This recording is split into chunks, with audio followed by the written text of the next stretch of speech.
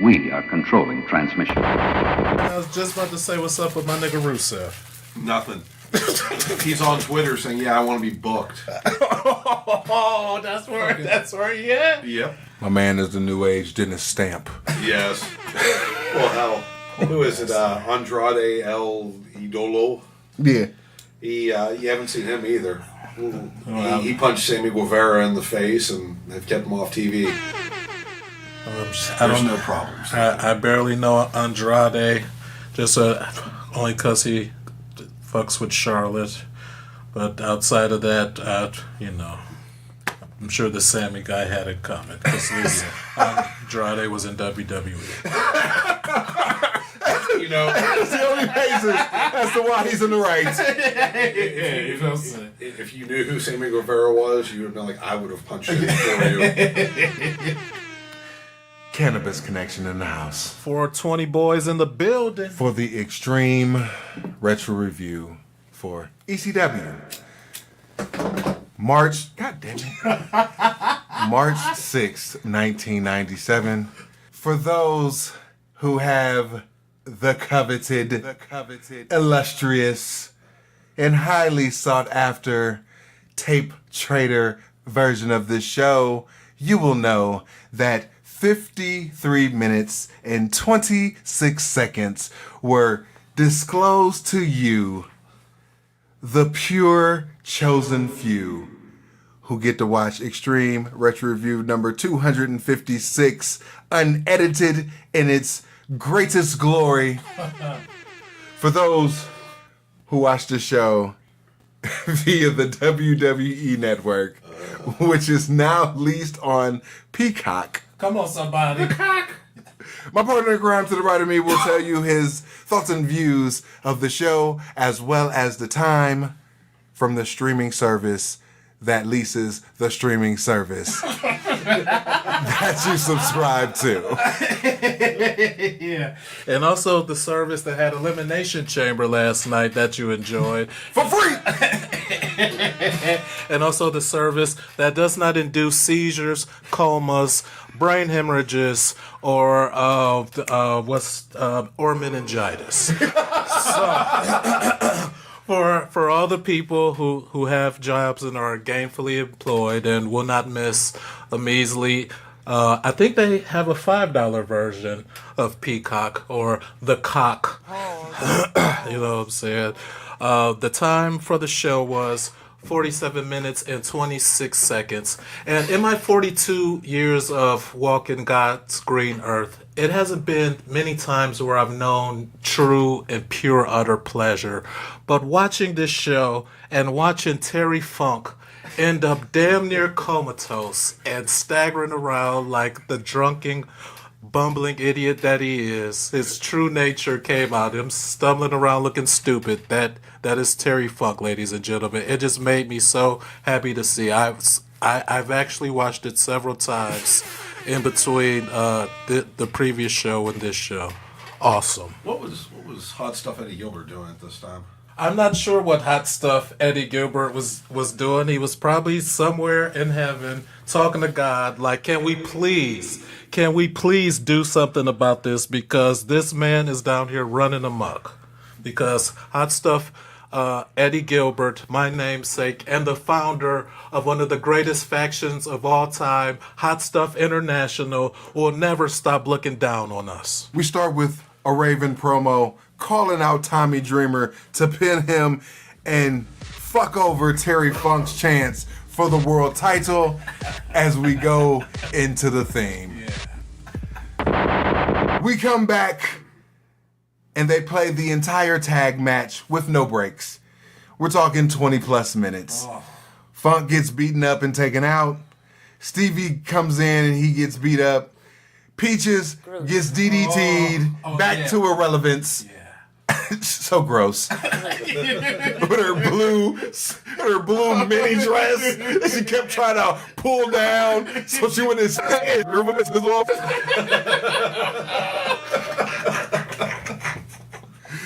Tyler's brainwashing is over. Stevie is accepted as a babyface by Tommy Dreamer. Who cares? H-Dub, your thoughts of the show. Oh man. Or your thoughts of that shit. I wish they would have cut it down to just Terry Funk getting the shit kicked out of him, because, like, I almost forgot, like, pleasure can turn to pain in an instant. And when Peaches brought her gruesome, grotesque self out there, like, oh my goodness, terrible. That was the worst part. The best part was Terry Funk, obviously. Did they show Tyler becoming free of Raven's brainwashing? All he did was, once, Sandman, canned everybody, got everybody out and shit. He took his t-shirt, he took the BWO t-shirt off, and then walked him around with no shirt or took off his shirt. Yeah. Like Terry Funk said, take off your shirt. Sandman took his son's shirt off, carried him in his bosom back up to the Eagles' nest and shit. Boom. From ECW Home Video, we have SummerSlam 1997, recounted by us, Extreme Retro Review number 253. You're welcome. We also have a House of Hardcore shield. It's Not For Everyone t-shirt, a Sandman t-shirt, and on the Hardcore hotline, find out who slipped Missy Hyatt the wiener and got her pregnant. Oh, shit. Impossible. Who got fired backstage at Nitro? And what's ECW's response for the Royal Raw Challenge from Jerry Lawler? Leave your personal message for Joel Gertner this week on the hotline for $1.99 per minute. Fuck that shit. There's no fucking way. We have the November to Remember 1996 spot for ECW Home Video, recounted by us in Extreme Retro Review number 231. You're welcome. We come back with a t-shirt shield spot from Raven, Taz, and the Hazardous for Your Health t-shirt. Moving on. From ECW Home Video, we have Extreme Warfare Volume 1, recounted by us in Extreme Retro Review number 243. You're welcome. We come back with a Sabu versus Taz hype video set to More Human Than Human by White Zombie. Moving on. We come back with Joey recapping the last 20 minutes of this show and promises to give us updates on this show, but now Tommy Rich and Little Guido are in the ring. We have a replay of the whole shtick of Little Guido versus Chris Chetty from CyberSlam. Tommy Rich in his Hard Rock Cafe outfit, calling people fat boys, saying he's going to beat up the entire front row, and explaining the way how he's now Italian and he is a paisan. I'm a paisan. Oh, shit. Moving on. We got a Brian Lee promo. He's talking about show me the money. He's a bounty hunter and he's for hire. Moving on. Joey puts over the undead bounty hunter and what he's done to Terry Funk's comeback. HW thoughts of Brian Lee's impact on Terry Funk specifically. He is one of the unsung heroes of wrestling. Like, he is one of the people who do not get enough credit for all the hard work and for all the things that they have brought to this great sport. And reviewing this show or watching this show was just a reminder to me, like, he is one of the hidden gems, and we should celebrate Brian Lee more often. Rest in peace. And salute to you, sir. Okay. Back from commercial, he's not dead. Updating Funk's condition, we go to Raven in the locker room, sitting down for a promo. Terry Funk couldn't continue due to me, and Putz cried while Terry Funk was being carted off. Then Terry Funk walks in and demands that Raven stands up. He keeps telling him to stand up. Take off your shirt. And if Raven stands up, he'll leave Funk in no condition to watch Raven defend the title against someone else at the pay-per-view and watch your comeback fizzle out. Terry Funk gets pissed and goes into a diatribe. He kneels and cuts a terrible promo talking about each other's dads. What? He calls Raven's dad an idiot. The nerve. He dares Raven to speak and promises he dares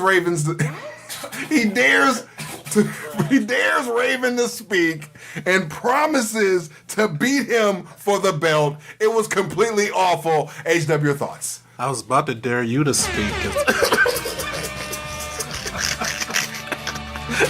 God damn. Oh man, Terry tried. He tried to come out there and regain a little dignity, but Raven, he's the world heavyweight champion. He already had the hitman, his bounty hunter, Brian Lee, take care of business on his dumbass earlier. So I don't know why he came out there blowing his hot ass breath on the champ to begin. We come back to a Raven t-shirt spot. Moving on. From ECW Home Video, we have Crossing the Line again, recounted by us, Extreme Retro Review number 249. You're welcome. Joey announces that Funk's comeback is appearing to be over. Joey then tells you about next week with Terry Funk and ends with CyberSlam 1997 highlights of the Spike and Axel and Gangsters versus the Dudleys to end the show. Overall, I don't know which one was more clippy, last week's show or this one. Clip show, skip show. If you've seen CyberSlam 97. Or if you love watching Terry Funk get beat comatose, I recommend watching it again. Next week, coming back with more CyberSlam shit. And it's the Go Home show for Hostile City Showdown 1997. March 13th, 1997. We out. Peace. We are controlling transmission.